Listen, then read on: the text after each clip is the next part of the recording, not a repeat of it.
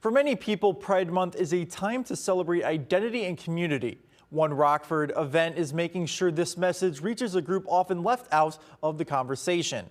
Marchers made their way through downtown Rockford today before gathering at Memorial Hall to honor LGBTQ+ veterans.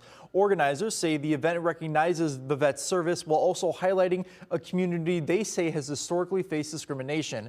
They hope the march encourages understanding and reminds LGBTQ+ veterans their contributions have not been forgotten. Veterans in the United States have had a very short stick. They have been discriminated against, they could be dishonorably discharged just because of who they were.